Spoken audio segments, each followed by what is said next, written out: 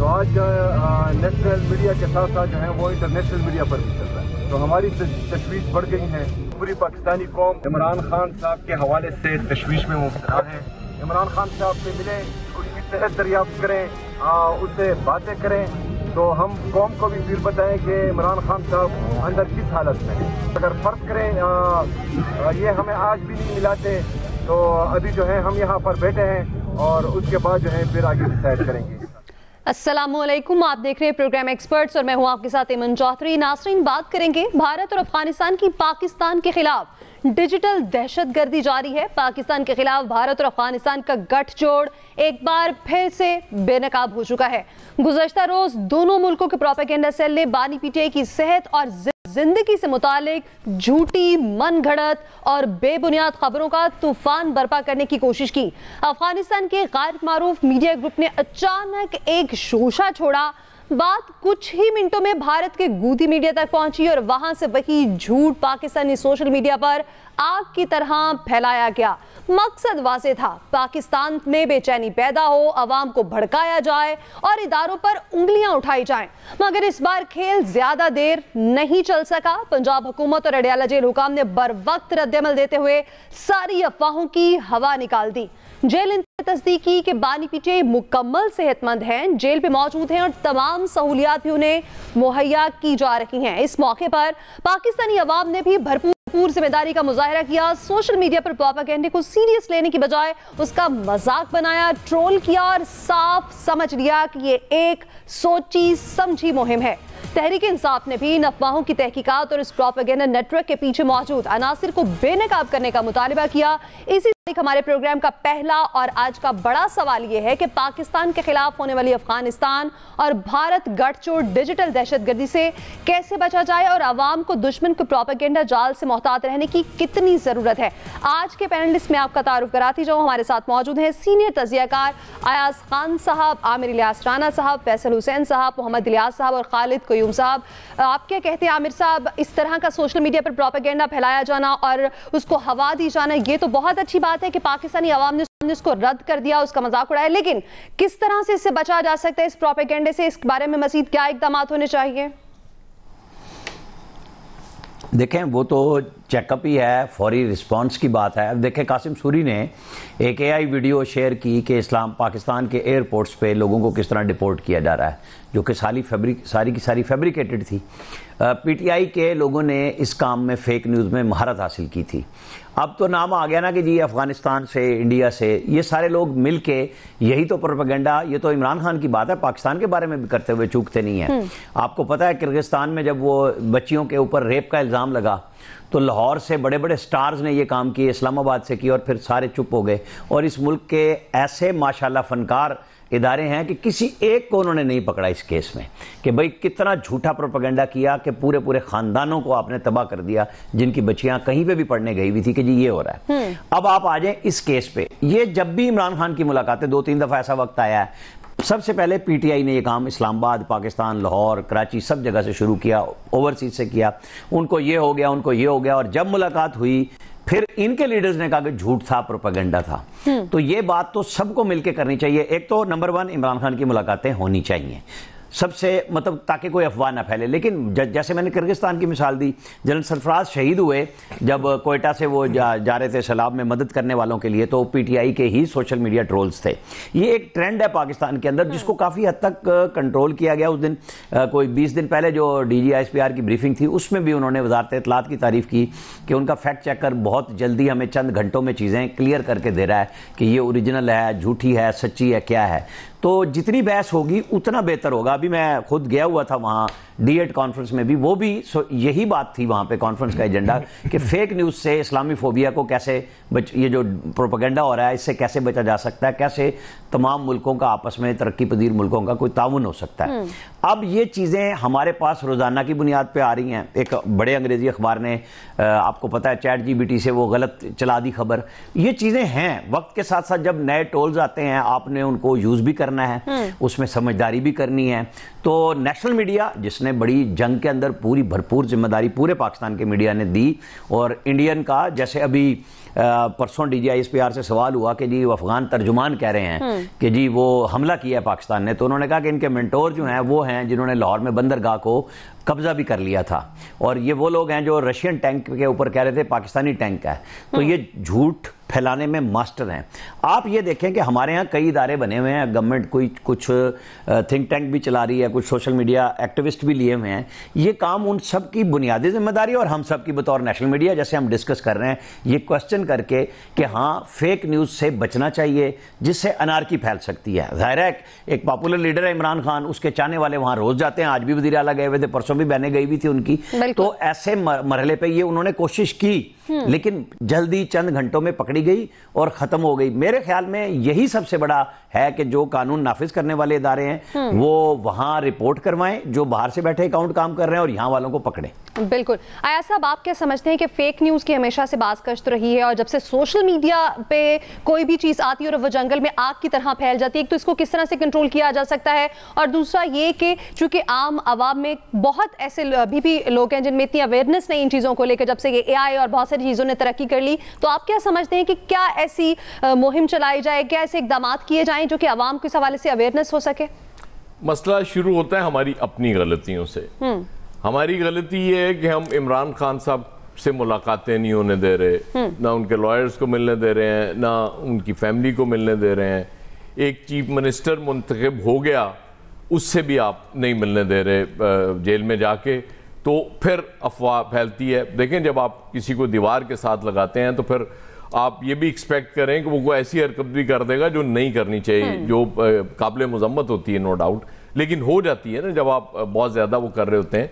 इसका फ़ायदा फिर दुश्मन उठाता है कि वो यकीनन ये लीड इंडिया से गई होगी, अफगानिस्तान से चलाई गई, और उसके बाद इंडियन मीडिया ने आसमान सर पर उठा लेते हैं ना, फिर वो तो ऐसे लगता है कि जैसे PTI से ज़्यादा हमदर्द दुनिया में और है ही कोई नहीं इंडियंस के सिवा, जिस तरह से वो फिर चीज़ें चला रहे होते हैं। बुनियादी मकसद सिर्फ ये है कि अनरेस्ट फैलाया जाए किसी तरीके से, लेकिन उन्हें शायद इस चीज़ का अंदाज़ा नहीं है कि ये इंडियन कौम नहीं है कि जो मोदी साहब जिस तरफ लगाते हैं वो लग जाएगी और वो समझेंगे जी बस यही ठीक है। यहाँ लोगों का शऊर लेवल बहुत ज़्यादा है। नो डाउट कि इंडिया में लिटरेसी रेट हमसे ज़्यादा होगा, लेकिन लोग समझदार यहाँ ज़्यादा हैं। अब फेक न्यूज़ की आपने बात की, फेक न्यूज़ फिर वहाँ हमारी फिर दोबारा गलती है। गलती क्या है हमारी कि फेक न्यूज़ का वो जो मरकज़ था, जो गढ़ था, वो था सोशल मीडिया। आपने सोशल मीडिया को टैकल करना था, लेकिन आपने किया क्या? आपने मेन स्ट्रीम मीडिया को टैकल करना शुरू कर दिया। वहां आपने मिनिमाइज करना शुरू कर दिया न्यूज़ को, इंफॉर्मेशन को। अब जब इंफॉर्मेशन आप पूरी नहीं जा रही तो उस पे क्या होता है कि सोशल मीडिया उसको उठाता है और लोग फिर रजू करते हैं। देखे ना, एक स्टोर पे आप जाती हैं, आपको अंडे नहीं मिलते, तो आपने उस स्टोर पे तो दोबारा नहीं जाना ना, आपने उस स्टोर पे जाएंगी जहां से आपको अंडे मिल रहे हो, क्योंकि आपको वो चाहिए, आपकी जरूरत है। ये भी मीडिया भी कुछ इसी तरह का हो गया हुआ है। ये मीडिया आउटलेट्स एक तो है, वो जो चैनल्स आप आ रहे हैं, आपने उन पे पाबंदियां लगा लगा के सोशल मीडिया को इतना स्ट्रेंथन कर दिया कि लोग उसी की तरफ रागिब हो गए, उसी को देखना शुरू हो गए और उन्होंने कहा कि नहीं नहीं यार, यहां तो खबर मिलनी नहीं। ये सबसे बड़ा हमने जुल्म किया है, अपने मीडिया के साथ भी किया है, अपने व्यूअर्स के साथ भी किया है और अपनी कौम के साथ भी किया है। अब भी मैं समझता हूं कि जो करने का काम है वो ये है कि सोशल मीडिया पे बिल्कुल वो जो आमिर कह रहे हैं, जो आपने लोग रखे होते हैं, लेकिन बदकिस्मती ये है कि इन्होंने लोग रखे भी वही होते हैं जो सिफारशी होते हैं मैक्सिमम, जिन्होंने को दो चार वो ट्वीट कर दिए, को फेसबुक पे लिख दिया और वो समझे कि जी वो पैसे हलाल हो गए, हमें जो तनख्वाह मिल रही है काफ़ी है। लेकिन जाते जाते मैं आमिर साहब से एक सवाल अगर आप इजाज़त जी बिल्कुल जी। आमिर साहब, ये शहबाज शरीफ साहब का शेड्यूल में था दौरा लंदन या अचानक गए? मेरा ख्याल है वो इलाज चेकअप के लिए गए हैं, क्योंकि पिछले दिनों भी तबीयत खराब हुई थी, जो मैं नहीं वो था नहीं ना, वो इसीलिए गए। चले आमिर साहब, हम दुआ गो हैं कि उनकी, लेकिन जो आप सोच रहे हैं वो बात नहीं है। नहीं वैसे ही मैं तो उनको कोविड भी हुआ था, मैंने तब भी कुछ नहीं सोचा था जब बाजवा साहब मिलना चाह रहे थे, मैं नहीं सोचता था। लेकिन अयाज साहब उनकी सेहतयाबी के लिए दुआ तो कर सकते हैं और उम्मीद कर सकते हैं कि सेहत के साथ साथ बाकी मामलात भी बिल्कुल ठीक रहे। फैसल साहब, यकीनी तौर पर जैसे अयाज साहब ने कहा कि इंडियन मीडिया तो छोटी सी बात को बढ़ा चढ़ाकर इतना पेश करता है, प्रोपेगेंडा बना देते हैं, गुब्बारे पर पाकिस्तान लिखा हो तो उसको उसके साइडों पर कपड़े बांधकर उसकी तहकीक करना शुरू कर दी जाती है, कबूतर आ जाए तो उसकी तहकीक हो जाती है। तो ये प्रोपेगेंडा फैलाना तो इंडिया के लिए बहुत मामूली सी बात है। वो जब भी उनका कोई चैनल उठाकर देख लें तो कोई ना कोई प्रोपेगेंडा वहां चल रहा होता है पाकिस्तान के खिलाफ। इस तमाम तर सिनेरियो में किस तरह से हमारी आवाम को बचाया जा सकता है इन तमाम प्रोपेगेंडा मुहिम से? अब की बार इंडिया ने क्या कर दिया, क्या झूठ क्या फैलाया है? सर फैसल साहब, जो रात खबरें हमने देखी बानी पीटे की सेहत के हवाले से, वो भारत अफगानिस्तान बात थी, आप मुलाकात करवा के बहुत आसान सा रास्ता था कि आप मुलाकात करा देते, एक लम्हे में इंडिया का पूरा मीडिया जो है वो दलील रुस्वा हो जाता। बहुत ही आसान नुस्खा था ना। सही। जब आप सच का रास्ता रोकेंगे ना तो लेकिन फैसल साहब झूठ सामने लाके ये तो नहीं कहा जा सकता कि वो ठीक हैं। आप इस बात पे एतराज नहीं करें कि सामने वाला झूठ क्यों फैला रहा है, आप इस बात पे एतराज करें ना कि आप सच का रास्ता क्यों रोक रहे हैं। अच्छा, आप सच का रास्ता नहीं रोके। बहुत आसान नुस्खा है ना कि आप मुलाकात करवा देते, सारा ये प्रोपेगेंडा एक लम्हे के 1000वें हिस्से में जो है ना खत्म हो जाता है ना। क्या डिबेट होती, सभी खत्म, जीरो हो जाता सारा का सारा मामला। सही। करवा देते आप मुलाकात, आप 4 घंटे की नहीं करवाते, आप 2 मिनट की करवा देते, आप 30 सेकंड की मुलाकात करवा देते, एक तस्वीर रिलीज कर देते वहां से। आपको किस चीज का डर है?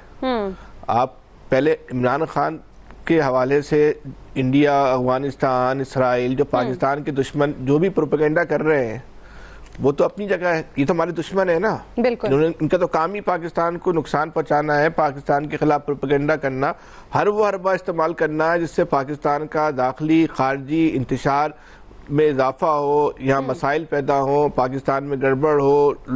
ये तो उनका बुनियादी हदफ है। तो वो तो अपने हिस्से का काम कर रहे हैं, हम तो अपने हिस्से का काम कर ले। हमारे हिस्से का काम ये हो सकता है कि उस चीजों को रोकें।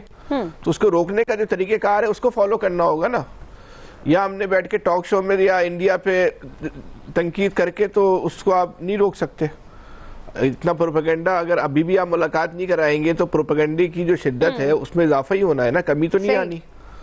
ये तो हम और आप बैठ के एक राय दे रहे हैं ना कि ऐसा कुछ भी नहीं है, इंडिया जो है गलत बयानी से काम ले रहा है, क्योंकि हमें तो बोलना है। तो बिल्कुल फैसल साहब, ऐसे ही है क्योंकि यही बिल्कुल हम और आप बैठ के अगर ये बात करते हैं तो ये लाखों लोग देखते हैं, उन्हीं की अवेयरनेस के लिए, उन्हीं की समझ के लिए ये हम अब बातचीत कर रहे होते हैं ताकि वो समझें कि इस प्रोपेगेंडे से दूर रहना है, इसका ईंधन नहीं बनना।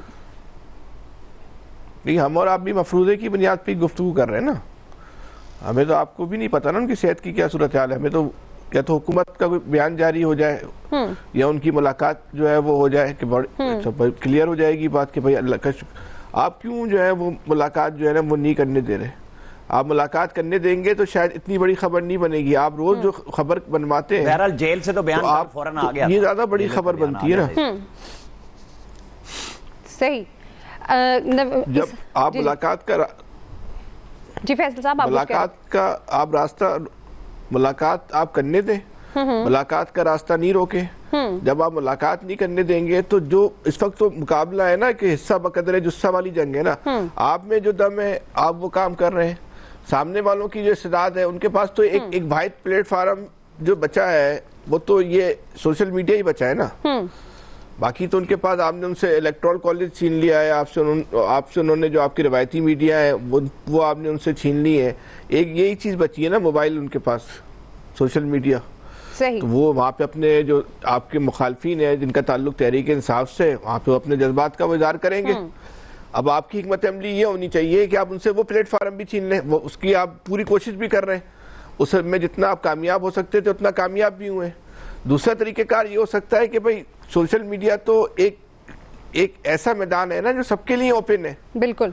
सिर्फ तहरीक इंसाफ का सोशल मीडिया तो नहीं है ना, ये कोई जो तहरीक इंसाफ वालों की जात तो नहीं है ना, फेसबुक, ट्विटर, ये तो इसको तो कोई भी इस्तेमाल कर सकता है। तो आप भी इस्तेमाल करें, आपको किसने रोका है? इतने लोग लेकर आ जाएं, आम आदमी को भी अपना हमनवा हम ख्याल बना लें और आप मुकाबला करें। यही जो है वो तहरीक इंसाफ जो है वो चारों शान चित हो जाएगी। ये तरीक़ेकार है, लेकिन आप ये भी नहीं कर सकते। इसके लिए ताकत की जरूरत तो नहीं है, इसके लिए तो प्यार की जरूरत है। लोग आपके ख्याल से, आपकी सोच से, आपकी नजरिया। खालिद साहब, फैसल साहब ये कहते हैं कि अगर मुलाकातें होंगी तो इस तरह के प्रोपेगेंडे जो हैं वो खुद ही अपनी मौत आप मर जाएंगे, उन्हें हवा नहीं मिलेगी। आप क्या समझते हैं कि क्या वाकई ही ऐसा है, इन तमाम सूरत हाल की वजह से ये इस तरह के मौके मिल रहे हैं दुश्मन को? देखिए कि जिस तरह पहले हमारा ये मौक़िफ़ रहा और ये वाक़तन होता भी रहा कि पाकिस्तान में होने वाली जो दहशतगर्दी थी, ख़ास तौर पर KP और बलूचिस्तान में, उसके जो ताने बाने थे वो अफ़गानिस्तान जाकर मिलते थे और उसकी सरपरस्ती जो है वो भारत से होती थी। और उसी तरह जो है अब लगा है इस वाक़े के बाद कि अब जो डिजिटल दहशतगर्दी है उसके ताने बाने भी जो हैं वो सारे जो हैं वो अफ़गानिस्तान से और इंडिया से, भारत से जाकर जो है वो मिलते हैं। और अब लगता है कि भारत की तरफ से अब अफ़गानिस्तान के अंदर ना सिर्फ वहाँ पर जो है वो दहशतगर्दों की हौसला अफजाई हो रही है, उनकी माली मुआवनत हो रही है, और अब वहाँ पर जो अफवाह साज फैक्ट्रियाँ हैं अब वो भी भारत की तरफ से, जिस तरह वहाँ पर मनशियात की फैक्ट्रियाँ चल रही हैं, ये अफवाह साज फैक्ट्रियाँ जो हैं ये भी जो है वो अफ़गानिस्तान के अंदर जो है वो कायम कर दी गई हैं। और जिसका जो अमली सबूत जो है ये इस वाक़े के हवाले से, बानी PTI के हवाले से जो ट्रेंड चलाया गया उससे वाज़े होता है। और ये भी दुरुस्त है कि इसमें कोई शक नहीं कि इस मामले पर पाकिस्तान के अंदर से भी कुछ सहूलतकारी जो है हुई है, और पाकिस्तान के बाहर बैठे कुछ लोग जो हैं उन्होंने ज़्यादा ज़ोरदार तरीके से इन अफवाहों की जो है वो सहूलतकारी की है। पाकिस्तान के अंदर से भी जो इस हवाले से में कोई शक नहीं कि बानी PTI की हमशीरा अलीमा खान ने इस हवाले से वाज़े तौर पर तरदीद की, लेकिन बाज़ जो PTI के रहनुमा थे, ख़ास तौर पर देखिए कि जो वज़ीर आला हैं KP के जो है उनकी तरफ से भी बड़ा जो है वो इस तरह का बयान दिया गया जिससे कुछ ना कुछ सहूलतकारी नज़र आई। उनकी तरफ से कहा गया कि बानी PTI की जो तबीयत है वो इंतहाई नासाज है, और इस तरह के कुछ बयानात बाद दीगर लीडरों की तरफ से भी आए। लेकिन मसला यही है जो फैसल साहब कह रहे, बिल्कुल, कि जो सियासी दर्जा हरारत है एक तो उसमें कमी जो है वो ज़रूरी है। इस वक्त देखिए जिस तरह पाकिस्तान का पूरा मीडिया, पाकिस्तान के तमाम अवाम, पाकिस्तान की तमाम सियासी जमातें, पाकिस्तान के तमाम अदारे जब भारत के साथ जंग थी तो उसमें मुत्तहिद थे, एक थे। एक बयानिया पाकिस्तान का जो है वो ज़ोरदार तरीके से जो है वो सामने आया, और जिसके नतीजे में जो है वो बैनुल-अक़वामी सतह पर भी जो है वो भारत का जो बयानिया था वो बेबस हो गया। वो पाकिस्तान के बयानिए का मुकाबला नहीं कर सका, जिस तरह जंग में नहीं कर सका। अब भी मैं समझता हूँ कि पाकिस्तान की तमाम सियासी क़यादत को, तमाम अदारों को, पाकिस्तान के अवाम को और मीडिया को ये मुत्तहिद होकर यकजहती के साथ जो है एक दहशतगर्दी के खिलाफ जो जंग है उसमें भी उसी तरह का बयानिया सामने। बिल्कुल ऐसे है। खालिद साहब, बढ़ाओ खालिद क्यों, हम तुम्हारे साथ हैं, यही कहते हैं ना इस मौके पे। सही, इलियास साहब, खालिद साहब भी यही कहते हैं और फैसल साहब भी यही कहते हैं कि सियासी टेंशन जो है उसको कम करने की ज़रूरत है, लेकिन दूसरी जानिब डिजिटल दहशतगर्दी जो कि अब दिन ब दिन बढ़ती जा रही है उस हवाले से भी तो इक़दाम करने की ज़रूरत है। देखिए उसके इक़दाम करने की ज़रूरत बिल्कुल इंडिया की जानब से, और क्या कहते हैं देखें रोज़ाना कितने साइबर अटैक होते हैं, उसके लिए देखें आप पाकिस्तान उसका दिफा करता है, ये तो ठीक है, जहाँ वहाँ अपनी सरहद से कुछ नहीं कर सका, अफगानिस्तान से कुछ नहीं करता, साइबर अटैक तो वो करता रहता है, जिसका जवाब दे चुके हुए हैं। पाकिस्तान ने इसको दिया भरपूर तरीके से, जब उनकी लाइट भी बंद कर दी थी, उनकी वेबसाइट भी हैक कर ली थी। तो अब ये इस तरह के जो ओछे हथकंडे होते हैं ना, जो बड़े इस तरह के, और आप ये देखें कि पाकिस्तान की जो कौम ने बड़ा मैच्योरिटी का सबूत दिया कि एक ऐसी खबर फैलाई गई कि डिजिटल जो खबर फैलाने के लिए उन्होंने अपना भरपूर तरीके से सोशल मीडिया का इस्तेमाल किया, जो कि मिनटों में फैली, सेकंडों में खबर फैलाई गई कि ताकि पाकिस्तान में अफरा तफरी फैले, लोग बाहर आ जाएँ सड़कों पर, ऐसी सूरत है। लेकिन अवाम ने बड़ी मैच्योरिटी का सबूत दिया और अवाम ने इसको तस्दीक करने के लिए देखें गवर्नमेंट ने भी अपना बर वक्त दे दिया फैसला, लेकिन इस चीज़ के लिए तमाम जो ऐसी चीज़ें मौका नहीं देना चाहिए। अगर मुलाकात करवानी तो गवर्नमेंट को चाहिए करवा देनी चाहिए मुलाकात, ताकि ये बिल्कुल फैसल साहब बिल्कुल ठीक सब से कह रहे हैं कि उस वक्त ही मुलाकात करवा के तस्वीर जारी कर देते या कोई चीज़ ऐसी जारी कर देते, या तो अभी तो उन्होंने बयान जारी किया अपना, तो इसको और तस्दीक कर देते ताकि इनको मुंह की खानी पड़ती, ताकि इनको पता चलता कि ये इनकी जो इस तरह के होचे हथकंडे इस्तेमाल कर रहे हैं इससे कोई फ़ायदा नहीं होगा। पाकिस्तानी कौम बड़ी मैच्योर है, वो समझती है कि अपने मुल्क का क्या फ़ायदा है और किस तरह देखना है इसको, तो इसको ज़ाहिर है इस चीज़ को देखें, अगरचे उन्होंने बड़ा सोची समझी मंसूबे के तहत चली और जिस तरह ये चली, और पाकिस्तान ने फ़ौरन काउंटर करके बताया कि ये कहाँ से जनरेट की गई है और किस तरह की गई है और ये साजिश कहाँ बुनी गई है, ये बड़ी बात है, ताकि कौम को पता चल गया और सारे मुतमईन हो गए। और ये बड़ी बरवक़्त ये एक साजिश जो थी इनकी जो है वो नाकाम बनाई गई है, मुंह तोड़ जवाब दिया गया, और इसके लिए पाकिस्तान को मज़ीद जो इक़दामात और ऐसी चीज़ों का इन चीज़ों का ख्याल रखना चाहिए कि ताकि किसी को मौका ना मिले। और बहरहाल इस मुलाकातों का जो सिलसिला है इनका शुरू करें जैसे पहले जारी थी, माजी में भी होती रही हैं और अब भी होनी चाहिए, मुलाकातें होनी चाहिए। बिल्कुल अगर कोई मिलना चला है उसका आईनी राइट है तो बिल्कुल ऐसे इलियास साहब सियासी तौर पर जो दर्जा हरारत इतना कम करने की जरूरत है, यहाँ आवाम ने भी बड़ी समझदारी का मुजाहिरा किया है, डिजिटल दहशतगर्दी की कोशिश को नाकाम बनाया है। एक्सपर्ट्स की राय आपने जानी, यहाँ वक्त है ब्रेक का। ब्रेक के बाद हम बात करेंगे अमेरिका में व्हाइट हाउस के करीब नेशनल गार्ड्स पर हमला, अफगानिस्तान का चेहरा बेनकाब हो चुका है, अफगानिस्तान से मुतालिक पाकिस्तान का मौक़िफ़ आलमी सतह पर कितना मजबूत होगा, इस हवाले से एक्सपर्ट्स की राय जानेंगे इस ब्रेक के बाद। Welcome back. तो नाज़रीन, अफगानिस्तान से दहशतगर्दी का सिलसिला खत्म होने के बजाय मज़ीद पेचीदा होता जा रहा है। पाकिस्तान मुसलसल आलमी बरादरी को बता रहा है कि अफगान सरजमीन आज भी दहशतगर्द गिरोहों के लिए महफूज पनाहगाह बनी हुई है और तालिबान रजीम इन गिरोहों को सहूलतकारी रोकने में संजीदा नजर नहीं आती। अब आलमी सतह पर भी यही आवाज़ें सुनाई देने लगी हैं। चंद रोज पहले डेनमार्क ने एक तहलका-खेज रिपोर्ट जारी की थी जिसमें दहशतगर्द तंजीमों और तालिबान रजीम को खित्ते और दुनिया दोनों के लिए बड़ा खतरा करार दिया गया था।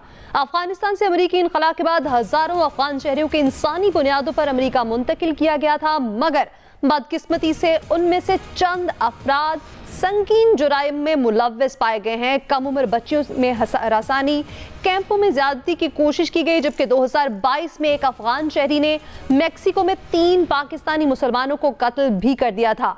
चोरी, डकैती और दीगर फौजदारी जुराइम के केसेस भी सामने आते रहे और अब ताज़ा तरीन वाक़या ये पेश आया कि व्हाइट हाउस के करीब अमरीकी नेशनल गार्ड्स पर फायरिंग की गई है, जिसके बारे में कहा जा रहा है कि हमलावर के तालिबान से रवाबित थे। तालिबान का वही मौक़िफ़ सामने आया है जिसने सबको चौंका दिया कि दूसरे मुल्कों में हमला करने वाले दहशतगर्द नहीं, मुजाहिदीन हैं। हत्ता कि कलअदम BLA जैसे गिरोहों को भी इसी कैटेगरी में रखते हैं। अमेरिका में व्हाइट हाउस के करीब नेशनल गार्ड्स पर हमला, अफगानिस्तान का चेहरा बेनकाब हो चुका है। अफगानिस्तान से मुतालिक पाकिस्तान का मौक़िफ़ आलमी सतह पर कितना मजबूत हुआ है, आमिर साहब क्या कहते हैं, और क्या दुनिया अफगानिस्तान से दहशतगर्दी का नोटिस लेगी और कब लेगी? देखें, वो बात वही है इनके लिए कि जिस थाली में खाते हैं उसी में छेद करते हैं। इनसे ज़्यादा एहसान फरामोश कौम अब दुनिया में सामने नहीं आ सकी। पाकिस्तान ने जो जुर्म किया वो किया कि अपने भाईचारे में इन सब को ला के रखा, 40 लाख से ज़्यादा लोगों को, और आज हम भुगत रहे हैं। क्लाशनकोव कल्चर, हेरोइन कल्चर, बहुत हमने किया। अभी भी हमारे यहाँ बहुत लोग हमदर्द हैं कि जी बेचारों की बड़ी 2 नस्लें हो गई, इनको ना करें। यहाँ पे वो महमूद चकज़ई भी इस बात से टलते नहीं कहते हुए, PTI भी कहते हुए टलती नहीं है। भाई जिन्होंने गलतियाँ की वो भी मान गए। जनरल अशफाक परवेज़ कियानी ने अमेरिका में जाके जब कहा था कि हमने 40 साल जो किया उसका खमियाजा भुगत रहे हैं और हम मुसलसल भुगत रहे हैं। हम समझ चुके हैं कि ये क्या है। मेरे ख्याल में अब ना जो करने वाला काम है ना इंडिया का, वो ये है कि इनको इमिग्रेशन ऑफर कर दे। हमारे खिलाफ तो दोनों तरफ वैसे ही लड़ेंगे, तो अपने मुल्क में ले जाएं ताकि थोड़ा सा उनको भी मजा मिल जाए। हमने तो टिका के ले लिया ना कि भाईचारे का, इंसानी, इस्लामी, अखलाकी, तो ये ले लें ज़रा इंडियंस, तो फिर मज़ा आएगा। देखें अब जो ट्रंप साहब ने किया है, फैसला तो यही होता है ना कि फ़ौरन रोक दी। अब मैं सितंबर में ही इस्लामाबाद में न्यूयॉर्क जाने के लिए अमेरिकन एम्बेसी गया जी। पिछले साल भी गया, अब हमें चूंकि 3-3 महीने का वीजा मिलता है। वहां सबसे ज्यादा जो काउंटर हैं वो अफगान इमिग्रेशन के लिए, लोगों के लिए, उनकी पर्शियन, पश्तो सब जुबानों में वो करते हैं और सबसे ज्यादा रश इनका है। तो अब इनको भी मजा आ गया, अमेरिकन को भी, कि बड़े इन्होंने संभाल के ले गए थे कि ये यहाँ पे हमारे लिए, भाई मुखबरी करते थे, यही धंधा इनका, वहां जाके भी यही काम कर रहे हैं, पैसे दिखाओ, माल बनवाओ इनका, वो मूड बने वाली बात तो नहीं मैं कर रहा, लेकिन अब ये पूरी दुनिया को इकट्ठे इज्तिमाई तौर पे सोचना होगा कि दोहा एग्रीमेंट के ऊपर ये अमल नहीं कर रहे। बिल्कुल ऐसे ये बुरी हुकूमत है। अफगानिस्तान के जो बाकी नेशनलिस्ट हैं उनको भी हुकूमत में शामिल नहीं कर रहे। यही पाकिस्तान बार बार कह रहा है कि इनसे एग्रीमेंट पे अमल कराएं। बिल्कुल। अयाज साहब, आप क्या कहते हैं? अफगानिस्तान का चेहरा दुनिया के सामने आ चुका है। बार बार पाकिस्तान ये कहता रहा कि दहशतगर्दों की पुष्टपनाही हो रही है, लेकिन ये बात नहीं समझी गई। आप क्या समझते हैं कि अब क्या वाकई आर्मी बरादरी इस पर कोई बात करेगी, नोटिस लेगी? अब ये अफगान जो है ना, ये अल्लाह के फजल से हजरत अली के उस कॉल पे 100% पूरा उतर रहे हैं कि जिस पे एहसान करो उसके शर से बचो। ये जिसने इन पे एहसान किया ना, ये वहाँ शर फैलाने में पेश हैं। अब अमरीकी मतलब जहाज भर के ले जा रहे थे, जो वहाँ रह गए उनके दुख में हलकान हो रहे थे अमरीकी। ये जब रिजीम आई है, हम हलकान हो रहे थे पूरी दुनिया से, वो मदद की अपील कर रहे थे कि यार इनके अकाउंट्स खोल दो भाई, इनको पैसे दे दो, वहाँ लोग भूखे मर जाएंगे। और उसका नतीजा आप देख लें कि अब रौला वही है कि इंडिया बेचारा, वो जब हमारे अमेरिका के साथ ताल्लुकात थे, हम वहाँ से असला ले रहे थे, वो रशिया के साथ था, नो डाउट अमेरिकी असला सुपीरियर था। अब इंडिया चला गया अमेरिका की तरफ, अब चाइना का ज्यादा सुपीरियर हो गया, हमारे चाइना के साथ ताल्लुकात अच्छे हो गए, हमने उनकी कोलैबोरेशन से बनाना शुरू कर। अफगानिस्तान भी अब चूंकि इंडिया के नक्शे कदम पे चल रहा है, तो इनके साथ भी वही होना शुरू हो गई होनी। ये अभी और आवाजें आएंगी दुनिया से, जिस तरह इंडिया एक्सपोज हुआ है ना, उसी तरह ये अफगान भी पूरी दुनिया में एक्सपोज होंगे, और उसके बाद देखो ना दी हालत की होगी। सही। अयाज साहब, एक्सपोज तो हो चुके हैं, मजीद अब हमने ये देखना है कि आर्मी बरादरी इस हवाले से करती क्या है। अयाज साहब, आप क्या समझते हैं, कुछ हो पाएगा?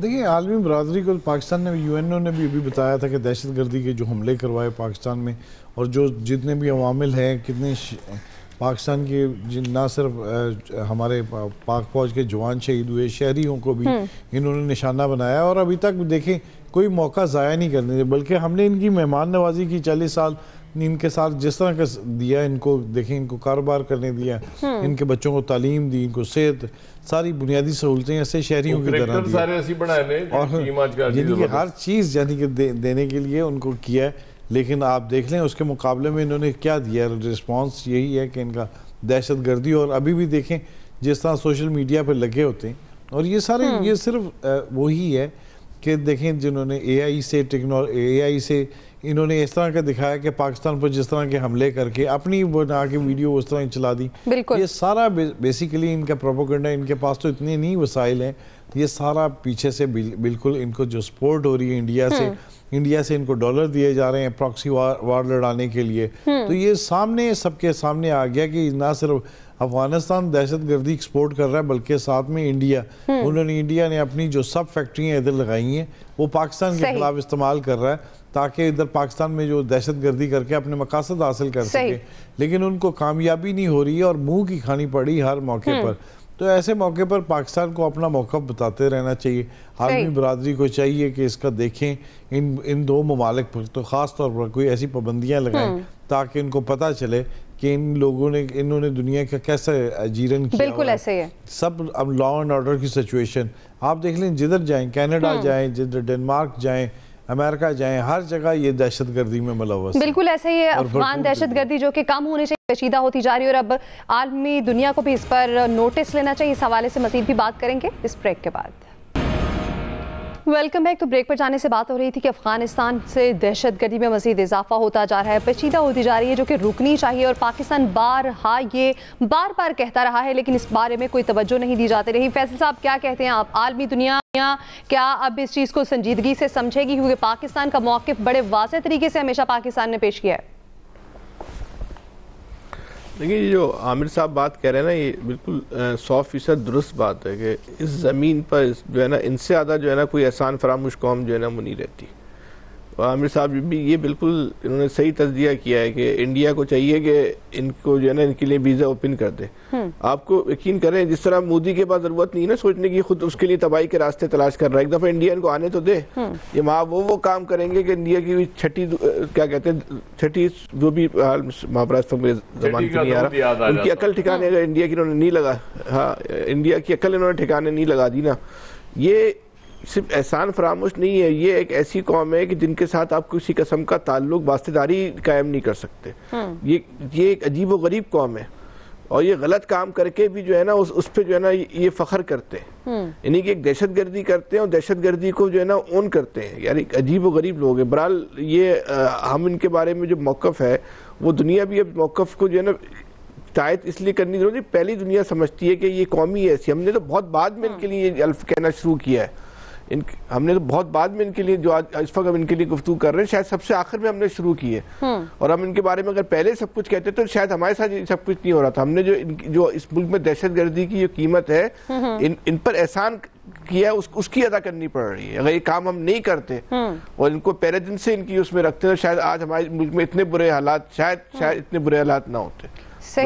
अल्लाह ताला इनको अकल दे जिसके मुझे कोई इम्कान नजर नहीं आता। सही। खालिद साहब, पाकिस्तान ने इतने अफगानों को, लाखों अफगानों को यहाँ पर आबाद किए रखा और अभी तक हैं यहाँ पर, इतने एहसान किए लेकिन हमेशा एहसान फरामोशी का सामना करना पड़ा और अब अमेरिका में भी दहशतगर्दी हुई जिसके ताने बाने अफगानिस्तान से मिलते हैं। तो क्या समझते हैं कब इस पर वाज़ेह तौर पर कुछ इकदाम होंगे, कोई नोटिस लिया जा सकेगा, इन्हें रोकने के लिए कदम बढ़ाए जा सकेंगे? देखिए इस वक्त अफ़गानिस्तान जो है वो दुनिया भर की जो बड़ी दहशतगर्द तंजीमें हैं, TTP समेत, BLA समेत, खरासान समेत, दाइश समेत, उनका जो है वो मरकज़ है। और ये दहशतगर्दी की सबसे बड़ी एक्सपोर्ट मंडी जो है वो अफ़गानिस्तान बन चुका है। और यहाँ से दहशतगर्दी और दहशतगर्दों का जो नेटवर्क है अब वो यूरोप और अमेरिका तक जो है वो अब पहुँच चुका है। और इससे ना सिर्फ पाकिस्तान जो है वो मुतासर हो रहा है, पाकिस्तान तो सबसे ज़्यादा अब वहाँ से होने वाली दहशतगर्दी से मुतासर हो रहा है, लेकिन दूसरे जो हमसाया ममालिक हैं अब वो भी इससे महफूज नहीं है। क्या रूस इससे महफूज है? क्या चाइना इससे महफूज है? कोई भी मुल्क जो है वो महफूज नहीं है। और अब ये जो दहशतगर्दी अमेरिका पहुँची है ये पहली बार नहीं पहुँची। 2001 की वहाँ पर जो 9/11 का वाक़या था उसके ताने बाने भी जो हैं वो अफ़गानिस्तान से ही मिलते थे।